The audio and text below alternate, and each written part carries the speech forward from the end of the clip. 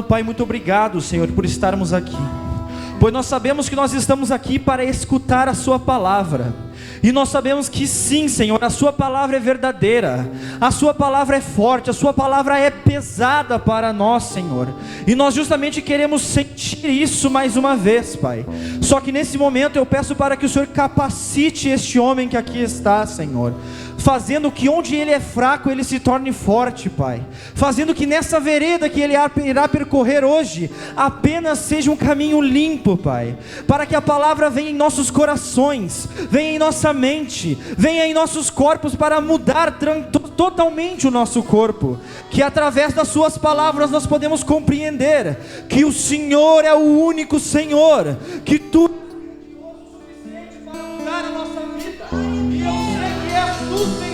salvará a nossa vida. E eu peço, Pai, para que agora o Senhor toque no coração dele, o capacitando, o afiando, como se fosse uma adaga em sua mão, que irá ser fundamental para cortar de ida e volta, como uma espada de dois gumes. Eis o que eu te peço, em nome do Senhor Jesus. Amém. Isso. Eu cumprimento a igreja com a paz do Senhor, amém? Convido vocês a abrirem suas Bíblias no livro do profeta Ezequiel, no capítulo 47. Vamos ler do versículo 1 ao versículo 12. Os irmãos devem ter percebido, estão um pouquinho sem voz. Então, se do nada eu parar de falar ou começar a tossir, vocês não liguem, tá? Vamos ficar com a palavra, amém? Livro de Ezequiel, capítulo 47, versículo 1. Quem achou diz amém. Bueno, vamos seguir que é curtinho o tempo. Tá. A palavra do Senhor diz assim: depois disto o homem me fez voltar à entrada do templo. Eis que a água saía debaixo do limiar do templo e corria na direção do leste, porque a fachada do templo dava para o leste. A água vinha de debaixo do lado direito do templo, do lado sul do altar. Ele me fez sair pelo portão norte para dar uma volta por fora, até o portão exterior, que dá para o leste. E eis que a água borbulhava do lado direito. O homem saiu para o leste, tendo na mão um cordel de medir. Mediu 500 metros e me fez passar pela água, que me dava pelos tornozelos. Mediu mais 500 metros e me fez passar pela água, que me dava pelos joelhos. Mediu mais 500 metros e me fez passar pela água, que agora me dava pela cintura. Mediu outros 500 metros, e já era um rio que não se podia atravessar, porque as águas tinham crescido. Eram águas em que se podia nadar, um rio pelo qual não se podia passar andando. Então ele me perguntou: você viu isto, filho do homem? Então o homem me levou de volta à margem do rio. Quando cheguei lá, eis que à margem do rio havia grande abundância de árvores, dos dois lados do rio. Então me disse: estas águas correm para o leste, descem o vale do Jordão e entram no mar, cujas águas ficarão saudáveis. Todos os seres vivos que povoam os lugares por onde esse rio passar terão vida, e haverá muitíssimo peixe, porque estas águas chegaram lá. As águas do Mar Morto se tornarão saudáveis, e tudo viverá por onde esse rio passar. Junto a ele se acharão pescadores, desde Engedi até em Eglaim. Haverá lugar para estender e secar as redes. Os peixes serão de muitas espécies, como as espécies do Mar Grande, mas os seus charcos e os seus pântanos não se tornarão saudáveis, serão deixados para o sal. Nas duas margens do rio nascerá todo tipo de árvore frutífera. As folhas dessas árvores não murcharão e nunca deixarão de dar o seu fruto, produzindo frutos novos todos os meses, porque são regadas pelas águas que saem do santuário, onde os seus frutos servirão de alimento e as suas folhas de remédio. Amém? Pode tomar seus assentos. Bom, vamos contextualizar um pouquinho dessa palavra. Acho que vocês já ouviram muitas vezes alguém pregar sobre ela, falar sobre ela, refletir sobre ela. Vocês com certeza já conhecem essa passagem. E eu tenho certeza disso. Mas vou contextualizar um pouquinho para a gente entender. A partir do capítulo 40 do livro de Ezequiel, ele tem uma visão. E lá no capítulo 40 fala que ele é levado pela mão do Senhor para um alto monte. E lá naquele alto monte ele vê um edifício como se fosse um prédio. Ele vê um edifício muito grande. E lá tem um homem que começa a medir. Ele tem um cordel em sua mão que ele começa a medir. E ele vai dando medidas, vai dando detalhamento. Por onde ele passa, ele vai detalhando várias coisas de onde ele está. E depois a gente entende que ele está falando do templo. E a gente vê algumas medidas desse templo. Vamos dizer, uma linguagem bem informal, ele faz como se fosse um passeio com Ezequiel. Ele leva ele para vários lugares. Eles vão andando por vários lugares e medindo e contando detalhes daquele templo. Até chegar o momento que Ezequiel está dentro do templo, lá no ato que ele está dentro do templo, e esse homem que está com ele convida ele para sair daquele lugar. E quando eles saem, aqui no versículo 1, fala que a porta que ele deveria sair está fechada. Então ele precisa dar uma outra volta pelo templo. E aqui eu tiro uma primeira impressão desse texto. A gente vê que Ezequiel, ele estava dentro do templo. Ele estava com aquele homem lá, ele já conhecia aquele lugar, ele estava com aquele homem. Só que quando convidam ele a sair, ele não consegue sair sozinho. Ele não tem condições de sair sozinho porque a porta que era a saída dele estava fechada. E então ele tem que seguir aquele homem. E a primeira coisa que eu entendo é que não importa o lugar que nós estejamos, a vontade do Senhor ela tem que ser seguida. Às vezes a gente pode achar que está no melhor lugar, a gente está fazendo a coisa mais certa, seguindo exatamente o que é para a gente seguir, e a gente acha, não, agora eu sei o que eu tenho que fazer. E aí vai chegar um momento que o Espírito Santo vai falar, vai para tal lugar, mas vai pela minha direção, porque onde tu acha que tu consegue ir, não tem como tu ir. Então a gente tem que seguir aonde o Senhor quer que a gente siga, pela direção que Ele nos dá. E quando Ezequiel ele sai daquele templo, ele fala, ele vê, no versículo 2, e me fez subir pelo portão norte para dar uma volta afora, pelo portão exterior que dá para o leste. Eis que a água borbulhava do lado direito. No versículo 1 fala que a água saía do limiar do templo, do limiar da porta do templo. O que é isso? Ela está falando que a água brotava do chão do templo. E aí ele vê aquela água toda e o homem convida ele a medir, convida ele a andar. E ele vai lá e ele mede cerca de 1000 côvados. Né? Em outras versões vocês devem ter visto 1000 côvados, que dá aproximadamente 500 metros. E ele vai lá, mede 500 metros e ele vê que as águas dão pelos seus tornozelos. A primeira impressão que a gente tem quando lê essa passagem, quando eu não entendi nada, falar bem sério, eu não entendi nada, que eu li quando eu era muito pequeno. Mas depois de ficar mais velho e começar a entender um pouco mais de que nem tudo que está escrito na Bíblia é de uma maneira literal, mas é de uma maneira espiritual, que a gente precisa orar e sentar e tentar entender aquilo ali. Eu comecei a perceber que aquilo ali não era uma coisa assim que eu devia tentar interpretar de maneira literal, mas eu precisava de uma interpretação do Espírito Santo, uma interpretação que não viesse de mim. E aí, quando a gente olha, a gente não entende nada.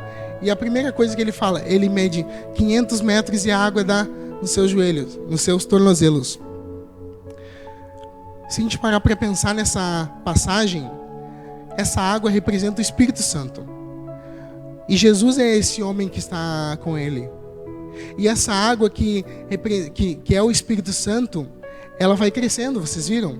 E aí que a gente vai passando por alguns estágios do nosso relacionamento com o Espírito Santo. O primeiro estágio desse relacionamento é a salvação. É quando a água está nos nossos tornozelos. Nós aceitamos a Jesus Cristo, mas o nosso eu, a nossa carne ainda tem muito controle sobre nós mesmos. Nós viemos aqui, não, eu quero aceitar Jesus, vou mudar de vida, beleza. No domingo a gente vem aqui no congresso, ora, ajoelha, mas a água ainda está pelos tornozelos. Segunda-feira é um novo dia e às vezes a gente não lembra do que estava fazendo. A gente começa a tomar decisões pelo nosso próprio eu e se esquece de que o Espírito Santo agora está na nossa vida. E quando a água está pelos nossos tornozelos, nós sentimos ela, mas ela ainda não tem total controle sobre nós. Esse é o estágio da salvação, quando nós começamos o nosso relacionamento com Deus. Nós estamos sentindo Ele, nós estamos tocando nele, mas ainda não demos a Ele nosso total controle sobre a nossa vida. E aí ele convida Ezequiel a avançar mais 500 metros, convida a avançar mais. E ali ele fala que as águas estão nos seus joelhos.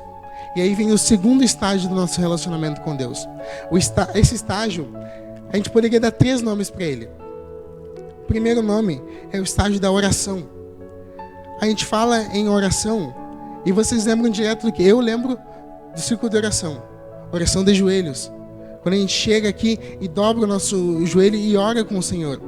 Quando a gente fala do estágio que a água bate no joelho, é aquele estágio que nós sentimos aquela vontade, nossa, eu preciso orar. Eu preciso falar com Jesus. Só esse relacionamento que eu tenho com Ele não é suficiente. Eu preciso mais dEle. E nós queremos mais da presença do Senhor. E aí vem o segundo nome desse estágio, que é a dependência do Senhor. Nós começamos a ver que a nossa vida sem Ele já não começa a fazer tanto sentido. Nós começamos a querer mais do Espírito Santo. Nós começamos a querer mais da presença do Senhor. E esse é o estágio que nós somos batizados com o Espírito Santo. Eu, quando fui batizado com o Espírito Santo, eu fui batizado com o Espírito Santo em casa. E naquela noite foi uma quinta-feira depois de um culto do Equador. E eu lembro até hoje que quando eu estava aqui na frente, eu vim aqui na frente orar, chamaram, fizeram um apelo, eu vim aqui na frente e falei, Senhor, eu quero ser batizado com o Espírito Santo, eu quero, eu orei. E aí naquele momento eu abri meus olhos e eu vi uma moça prostrada no altar, assim, chorando, aos prantos. E eu falei assim, Senhor, eu acho que ela precisa mais do que eu. Então, batiza ela com o Espírito Santo, enche a vida dela, porque eu acho que ela precisa mais do que eu.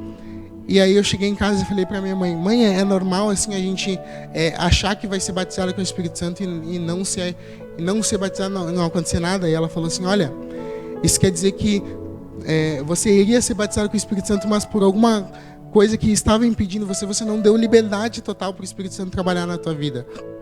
E aquilo ali me deixou meio triste, meio para baixo, porque eu queria muito ser batizado.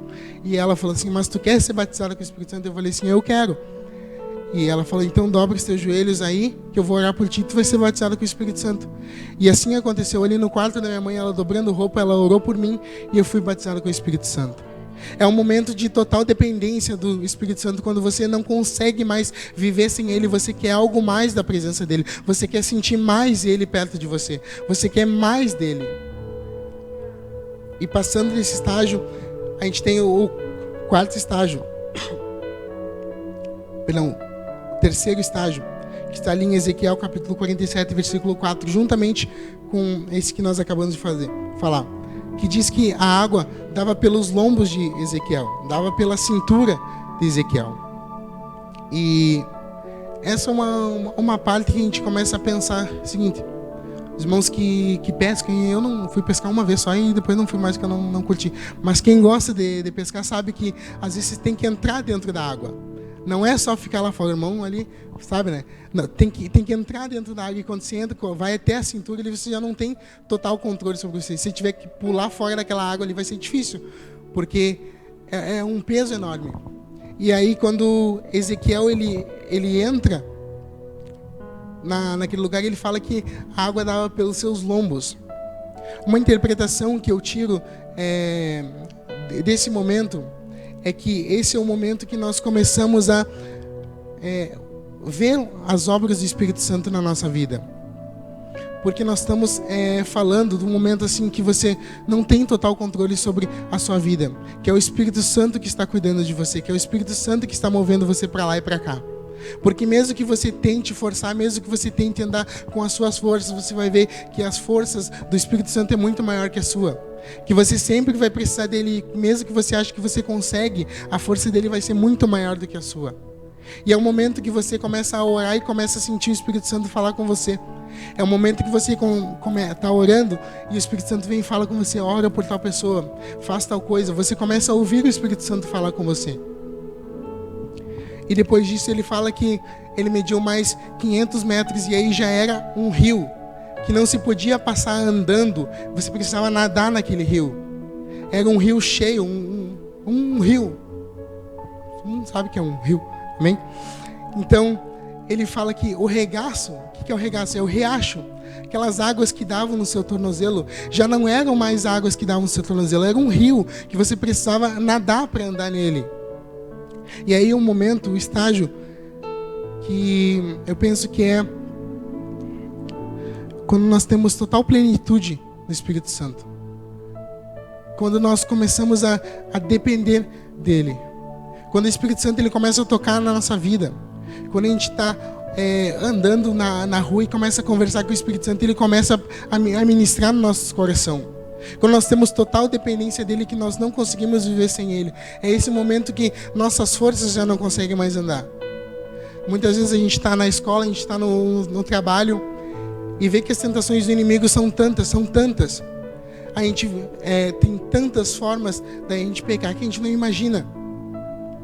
Mas quando nós temos o Espírito Santo controlando a nossa vida, nós sabemos que não importa quantas flechas o inimigo aponte para nós, nenhuma delas vai acertar, porque nós estamos lavados e protegidos juntamente com o Senhor.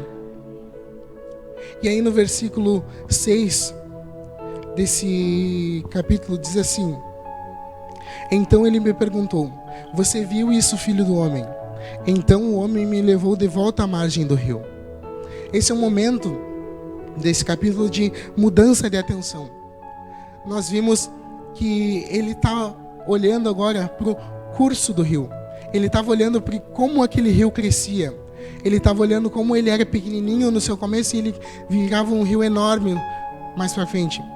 E aí nós mudamos a nossa atenção do curso do rio para a força que ele tem. E quando eu pensava nessa palavra aqui, eu pensava comigo mesmo: nossa, mas todo mundo já ouviu uma palavra sobre essa passagem. Todo mundo já ouviu que quanto mais você anda, mais dentro da presença do Espírito Santo tá. E aí o Espírito Santo começou a trabalhar comigo que eu não deveria ministrar sobre o curso do rio, mas eu deveria ministrar sobre a força que esse rio tem. Amém? E eu já estou terminando. Mas nesse momento nós temos uma mudança de atenção de Ezequiel. Ele conheceu a fonte, que era o santuário. As águas saíam do limiar da porta do templo. Então ele viu a fonte das águas. Ele viu o curso do rio. Ele viu para onde ele ia, mas agora ele iria ver a força do rio. Sabe, muitas vezes, já comentei com vocês, esse rio representa o Espírito Santo na nossa vida. Muitas vezes nós não damos liberdade para o Espírito Santo trabalhar na nossa vida. Nós nos contentamos com tão pouco, nós nos contentamos com sentir essas águas nos nossos pés, mas nós não mergulhamos nesse rio, que é o Espírito Santo. E o que acontece se nós mergulharmos nesse rio? A palavra que ela fala, que esse rio, quando ele vira eram umas águas, vamos chamar de águas. Quando essas águas se tornam um rio, elas começam a fazer coisas que rios comuns não fazem. Quando essas águas, ela fala que quando essas águas chegassem no Mar Morto, o Mar Morto ganharia vida. Fala que quando essas águas chegassem num lugar que não haveria vida, ali haveria vida. Quando chegasse num local que tivesse água salgada, essa água seria doce, porque essas águas são águas transformadoras, são águas purificadoras que saem do altar do Senhor. E aí nós nos contentamos muitas vezes de olhar o curso do rio, mas nós não entendemos a força que ele tem na nossa vida. Quem sabe muitas vezes nós oramos e falamos assim: Senhor, me dá graça, me dá poder, me dá unção. Eu quero pregar, eu quero falar da tua palavra, eu quero chegar em um lugar que fazia diferença, mas nós não damos liberdade para o Espírito Santo entrar na nossa vida. Nós não queremos mergulhar nesse rio, nós não queremos chegar lá na frente. E aqui fala que quando os pescadores jogarem suas redes, ali haveria peixe. Mas pensa, se os pescadores jogarem as redes, quando estivesse ali no regato, quando as águas estivessem nos tornozelos, será que haveria peixe? Tem um momento que para nossa vida começar a gerar vida, quando nós cristãos começarmos a gerar vida, começarmos a ganhar almas para o Senhor, o nosso rio ele não pode ser tão pequeno. Nós deveríamos ter um nível de maturidade espiritual maior, nós precisamos querer crescer, para que o Espírito Santo possa trabalhar na nossa vida. Eu te convido a ficar em pé. Mas tem uma parte que me tocou aqui nesse versículo que fala assim, ó. Versículo 11. mas os seus charcos e seus pântanos não se tornarão saudáveis, serão deixados para o sal. Eu me perguntei assim, Senhor, ele estava falando de um rio aqui que onde chegava teria vida, mas ele disse assim, não, mas essa parte aqui não vai ter vida, essa parte aqui nem se o rio chegar vai ter vida. Ele falou assim, eu fiquei pensando assim, por quê? E aí o Espírito Santo começou a trabalhar no meu coração falando o seguinte, que mesmo que nós demos total liberdade para o Senhor, ainda haverá humanidade no nosso coração. Ainda haverá humanidade no nosso coração. Ainda vai haver aquele Cléderson que quer pecar. Ainda vai haver aquele Cléderson que quer ficar longe do Senhor. Ainda vai haver essa parte no meu coração. E mesmo que eu tente tirar isso de mim, isso não vai sair. Porque é essa luta que nós temos constantemente. Muitas vezes nós esquecemos que nós não vamos ser 100% santos. Ninguém é 100% santo. Mas a nossa luta é contínua. Nossa luta é todos os dias nós acordamos e falamos, não, hoje eu quero ficar mais próximo do Senhor. Hoje eu quero ser 1% melhor. Hoje eu quero estar mais próximo do Senhor. E sempre vai haver aquele lugar no nosso coração que vai ser salgado, que vai ser ruim, que nem fala isso aqui. Mas assim que ele fala que não, os pântanos e os charcos se tornarão salgados, ele fala no próximo seguinte: nas suas margens do rio nascerá todo tipo de árvore frutífera. As folhas das árvores não murcharão e elas nunca deixarão de dar o seu fruto, produzindo nos seus meses frutos, porque são regadas pelas águas que saem do santuário. Os seus frutos servirão de alimento e as suas folhas de remédio. Muitas vezes nós nos contentamos com as margens pequenas do rio, mas nós esquecemos que quando o rio crescer, haverão árvores que darão frutos. Quando nós tivermos intimidade suficiente com o Senhor, nós vamos ver que nosso relacionamento com Ele começa a gerar frutos. Hoje eu estava vindo aqui de moto, e eu sempre pego telemoto do mesmo lugar. E às vezes é sempre o mesmo carinha que vem me trazer. E hoje ele falando assim, ó, conversando, eu não gosto de conversar na moto, porque não dá para ouvir nada, né? E ele querendo falar. E aí ele falando assim, não, a igreja de vocês lá é massa, né? E eu, beleza, nem tava ligando no que ele tava falando. Não, é massa sim. Ele assim, ó, eu queria ir lá. E aí quando ele me falou assim, eu me liguei assim, caraca, ele tá desabafando comigo. Eu sou cristão e eu não tô ouvindo o que ele tá falando. E ele falou assim, não, eu queria ir lá, mas lá tem que ir de eterno, né? E eu falei assim, mas eu não tô indo de eterno. Eu tô indo, tem que ir como tá, cara. E ele falou assim, ó, eu tenho 2 amigos que vão na tua igreja lá. Ele falou assim, ó, e um amigo meu lá, Deus mudou completamente a vida dele. Então, você vê assim que o amigo daquele homem teve a vida mudada por Deus. E aquele homem não esqueceu. E se nós hoje nos propusermos a mergulhar mais nesse rio e nos enchermos mais da presença do Senhor, imagina o quanto de testemunhos as pessoas vão dar lá fora sobre a nossa vida, sem a gente saber. Tem uma frase que diz que assim, que às vezes a nossa vida vai ser a única Bíblia que uma pessoa vai ler. E como nós estamos vivendo nossa vida, nós estamos cheios do Espírito Santo, nós precisamos dar esses frutos. Muitas pessoas não vão entrar nesse rio do Espírito Santo, mas elas têm que olhar para as margens, elas têm que encontrar árvores frutíferas. Ela tem que olhar para a nossa vida e ver que é uma vida frutífera, não é uma vida vazia. Porque nós somos cheios da presença do Espírito Santo. E se nós que temos acesso a essa presença não fomos cheios do Espírito Santo, o que essas pessoas vão ver? Como leu a irmã, como eles ouvirão se não é quem pregue? Como que eles vão ver que o Espírito Santo é bom se eles olham para nós e eles não veem diferença nenhuma na nossa vida e na vida deles? Então eu te convido hoje que você ore a Deus, fale com Ele e veja, faça uma reflexão. Converse com Ele e pense, Senhor, o que eu tenho que fazer para ter mais a Tua presença? O que eu tenho que fazer para ter mais conhecimento da Tua palavra? O que eu tenho que fazer para ter mais intimidade contigo? Porque no momento que nós tivermos mais intimidade contigo, nós vamos ver que nossa vida vai virar um testemunho. As pessoas não vão precisar conversar com a gente, não vão precisar saber da nossa vida inteira, mas elas vão olhar para nós e vão ver, esse é um jovem cheio da presença do Senhor. Esse é uma jovem cheia da presença do Senhor. Esse aqui fala a verdade porque ele é cristão. Esse aqui fala a verdade porque a gente vê a diferença nele. Então eu te convido, fale mais com o Espírito Santo, entregue sua vida a Ele, não se retenha, não tenha medo de entregar sua vida para Ele, porque não há nada melhor do que viver nossa juventude para o Senhor. Uma vez eu ouvi uma frase assim, que entregar nossa vida para o Senhor, eu sei que eu já passei de 10 minutos, tá? Peraí, tô terminando. Que entregar nossa vida para o Senhor é como se a gente desse um buquê de flores para alguém. A gente vai colher aquela flor ali, e a partir do momento que a gente colhe ela começa a perder sua vida. E a mesma coisa quando nós nascemos, a partir do momento que nós nascemos, nós começamos a perder nossa vida. E você quer entregar sua vida para o Senhor quando ela estiver findando, ou quer entregar ela na juventude? Então é com essa reflexão, com essa palavra que eu quero entregar para vocês. Que Deus abençoe em nome de Jesus.